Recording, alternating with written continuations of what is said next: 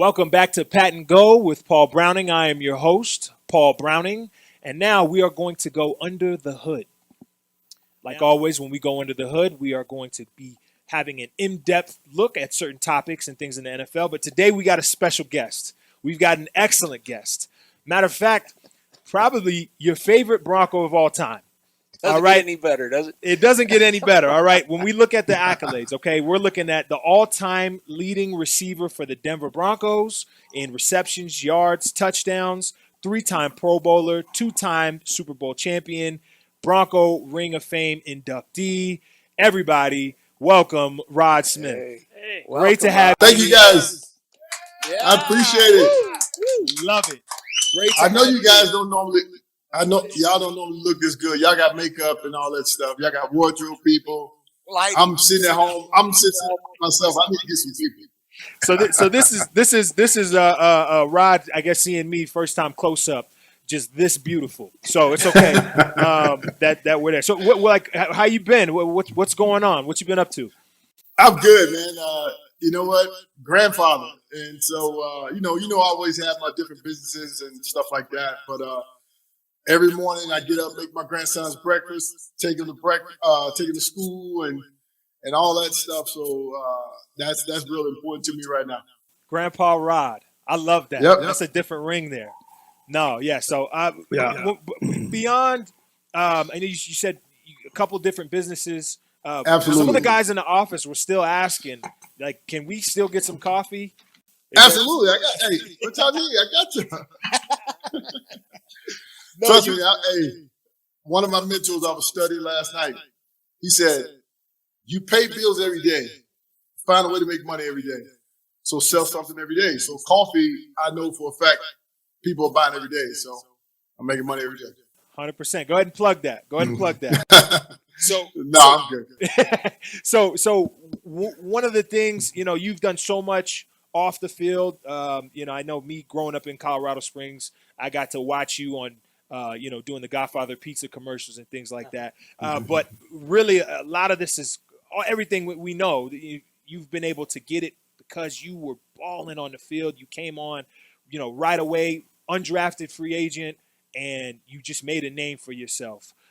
So with that being said, was there a memorable game that maybe you had that sticks out in your mind when you look at your career? You know what is crazy is the Broncos played Washington football team? They were the Redskins when I played. My first ever catch was a game-winning touchdown with no time on the clock against the Redskins. And so that was kind of a coming out party, so to speak. But I really didn't make it there. It was just a moment. And everybody thought, oh, you're going to get a lot more chances. I didn't catch another pass for 7 weeks after that. So, you got to grind constantly, no matter what. I remember watching you in college because my son went to school at the same time you did, and I was always rooting for you. And I told you, hey, my phone was always open for you to give you that chance, the nugget that you need to go out there and live your dream as well. Yeah, and I do appreciate that. I remember vividly we're getting ready to play the Bills, and it's my rookie year, and you sent me a text message to let me know, hey, man, like this is your opportunity. Make sure you run it down. Make sure special teams. Make sure you are making plays on special teams because that's how they're going to love you. And I just always remember that. And I'm really thankful for you in that situation. Guy, you had a question? Yes, and he already addressed it because, correct me if I'm wrong, Rod, but I thought to that game I was there against Washington, and the Broncos just happened to be playing Washington this week. So was that pretty much when you came out, so to speak, with that? Yeah, you know what? It's crazy because I'm doing an interview right after this one with Brian Mitchell, who hosts a show over in Washington, and Brian Mitchell killed us on special teams. I think he broke an NFL record against us. And I was on special teams, and we got ripped, but we won the game. And so what's his name? James Washington knocked out all of our receivers, so I had to play. I was the only one left, and that's what happened. It was awesome for me. That's the best situation to be in. I will also say this, since we're bringing back memories. Obviously, it's not too much of a coincidence, or maybe it is a coincidence that you're mentioning that Broncos Washington football team game, but also Halloween is coming up, and you have probably one of the greatest performances ever on Halloween. I don't know if you know that. I have no idea. You have one of the greatest performances in 2004. You guys played the Falcons. You had 9 catches for 200 yards. I hit them for 200. I remember that. You ran the ball. You had 2 punt returns. You had one of the greatest Halloween games that a receiver could have. Was there anything memorable or special about that moment, or was it another day in the office, or was it like, hey, it's Halloween, a lot of people are watching, let me turn up? It wasn't special because of Halloween. Because to me, I wasn't paying attention. All I remember is we lost. I remember that. I remember Michael Vick looked like a video game against our defense. You have 200 yards, you expect to win, and we end up losing. So I'm be honest, I was pissed. So that's probably why I don't remember that stat. I like wins. I keep up with the W's instead of the individual things. I need to use that in the trivia though. That's a good stat. There it is. So I'm glad we were able to cover that. It's one thing for me and a lot of people in the building. We know you as the number 80 for the Denver Broncos. You are the number 80 here in Colorado. We love that. Now, I know Guy said he said he should have wore a Rod Smith jersey so he could be Rod Smith today. Yeah. When it comes to other people wearing number 80, who was your favorite number 80 besides yourself? Man, of course, Jerry Rice. You got Chris Carter. And if I knew you was going to ask that question, I would have did this interview in my basement. Because in my weight room, I collected number 80s. Mm-hmm. I got Steve Largent up there. I got Henry Ellett up there. I got Troy Brown up there. Yeah, I got some dudes, man. I got some what's my man, James Lofton, Hall of Famers. I got some Hall of Famers in there. It was awesome. I just collected guys that I thought played with heart and played with some fight. Wayne Corbett. Yep. I got Wayne Corbett on the wall. Yeah. Even the late great Charles Johnson, he played for Detroit. Yep. Had a real tough career, but Plexico Bears, when he was number 80, I got him on there. And there's a few guys I haven't got there I'm trying to get. Well, speaking of which, I know that a couple of the young cats are really making some big plays. You speak at 80. I love Jarvis Landry. I think he's an excellent receiver. But are there any young receivers right now that you get super excited about, super excited to watch, that you just I guess love to watch? You know what thing is the Broncos receivers I love to watch. Hopefully we get Jerry Jeudy back this week. Tim Patrick is one of my favorites. He's an undrafted guy, so I'm partial to Tim. But Cortland. But I also like Devontae Adams. The dude is unbelievable. DeAndre Hopkins, unbelievable. I mean, there's so many guys now. They do stuff with that football, man, that's special. And they're playing with some good quarterbacks who say, hey, let me feed him, and he'll make me look good as well. So I could go on the list, man. Odell Beckham, he's just been hurt the last few years, but if they can get that guy healthy, man, he's dangerous.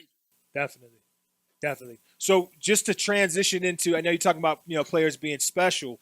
The Halloween topic, right? Some players can be a nightmare, right? Yes. Everyone's gonna laugh. Yeah. So I want how Michael Vick was on us on Halloween. Yeah, no, right? So I wanted to see if we could rank the nightmare. Okay, so I'm gonna give you a couple players, and I want you to choose between the two. Do I need to take notes on this? I got a pen right now. No, who's the bigger nightmare? And I'm gonna start it off with Derrick Henry and Lamar Jackson. Who do you believe is the biggest nightmare? Dude. That's a tough wow. one. That's a tough one. The only reason I'm going to say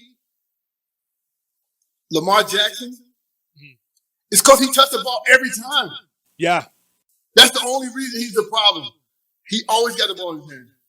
Derrick Henry is doing some special stuff. And literally, they just got to give this guy the crown for what he's been doing consistently year after year. When you're a big back, carrying that many times, taking that many hits, but he comes back the next year better, I definitely got to take my hat off to him. Today's Terrell Davis' birthday, so running backs are definitely special in the NFL, and they're not built like TT and Derrick Henry is definitely built like that. Definitely. Happy birthday to TD. Derrick Henry has almost 4,500 yards rushing since 2019. Yes. That's crazy. He's a beast. It's crazy. Okay, let's go Aaron Donald or Myles Garrett. Aaron Donald. Aaron Donald. Definitely the Myles Garrett is scary, but Aaron Donald beats up 3 guys every play. Like he like every play, there's 3 guys assigned to this guy, and he still can't stop him. he still can't be stopped, man. It's crazy how he puts that work in, and you see his offseason regimen. He shows it, and it's like, man, he goes out there and lives it every week. Definitely. I will say this: Myles Garrett does lead the NFL in sacks right now with 9.5 sacks. Yeah. Now, passing leaders. Okay, we got Derek Carr, we got Tom Brady, we got Matt Stafford, Kyle Murray, and Patrick Mahomes. Who's the biggest nightmare there? I'm going with Tom. Uh-huh. And the only reason I'm going with Tom is because we used to beat him up. But Tom at 44 is leading the league, I think, in passing right now. Yeah. And he got 7 Super Bowl rings. He's dangerous. So There's not much. Tom really is the can throw most at him. dangerous person in the NFL right now. Yeah, love it. And then this is one I wanted to kind of special for the receivers, right? Okay. Trayvon Diggs or Jalen Ramsey. I'm going with Diggs. You'll go with Diggs. Diggs has 7 picks on the year right now. What, 6 games, 7 games? 7 and 7. But how much were they got like 2 or 3 touchdowns? Yeah. Diggs, Jalen Ramsey is still probably one of the better shutdown cornerbacks in the NFL. But I mean, Diggs is having an incredible year. Yeah, no, especially for the first quarter of the season. I mean, balls are going over there, and you see them going the other way quickly. Yeah. Hey, Rod, who are you most apprehensive about when going up against as a cornerback? Was there anybody in the league that gave you trouble? Who I hated the most? Charles Woodson. Oh, yeah. The recent Hall of Famer. Trust me, I got like 9 guys I personally went against that's in the Hall of Fame, so I wanted to get some guys that were hungry. But the reason it was Charles because Charles not only would cover, Charles would tackle on the run game. That's why when he switched to safety and he switched back, I mean, that dude was like every single snap. He never took plays off. I mean, I hated going against Champ Bailey when he was with the Redskins before he came to our team. But, I mean, I got Eric Allen. I got a whole bunch of dudes, man, that was beast. But Charles Woodson, with him being for the Raiders, and we played twice a year, it was a battle. There's actually a super cool picture of you in Mile High lined up against Deion when Deion was Yep. the Dallas Cowboys. That's actually one of my favorite pictures of you. See, we didn't play them all the time, though, so I'll give you a quick story. I was in the slot, and Deion was bumping me, man. You know how he does that quick jam? Yeah. I disappeared on him. I ducked that shoulder like I was trying to teach you back in the day. Yeah. And I took off on him, and I didn't get the ball. And I seen him running behind me. He said, boy, you got me. I said, if I could have got that one against that guy, hood legend right there. That's all I wanted. Yeah, forget the NFL. I want to be a hood legend. You beat the you're a hood legend. And this is like 90, what is it, 98, 90? Yeah. This is still. And he was following me around the field. Yeah. And I was like, and he shot that arm, and I dipped on him and hauled. And then I looked up, I was like, oh, you see me in the back of the end zone, mad I didn't get the ball. That's the only time I was mad I didn't get it back. Every time I'm really cool with whoever gets it. Definitely. You probably cussing out. That's pretty. Oh, man. I way back. Dude, I knew what it meant. Thanks, John. It meant a lot more if you beat Deion. Oh, 100%. 100%. Well, that's going to do it for Under the Hood, and we really appreciate having you on. This is such a big deal for us here at Pat and Go, and it's a big deal for me. I thank you so much for I send you a text message, and you were right there on it, and you were like, yeah, man, let's do it. Let's make this thing happen. So I really appreciate you. I know our viewers are really going to appreciate you, and just thank you so much for coming on to the show. No, thank you, man. Send me those stats about Halloween, because I'm going to post that. 100%. Somehow I'm going to figure out that was cool. I'm like, really? When you said the 500, I knew what my yardage was, but I didn't know that was on Halloween. I got you, man. I got you, 100%. I appreciate it. Thanks, guys, man. I appreciate you guys. And Thank you. tell Rob. y'all makeup artists just do a little bit more, get your hair. Light over there. Yeah. It's unforgiving. No, thank you so much. All right, Appreciate y'all, man. Of course. All right, we'll be right back with Pat and Go right after this break.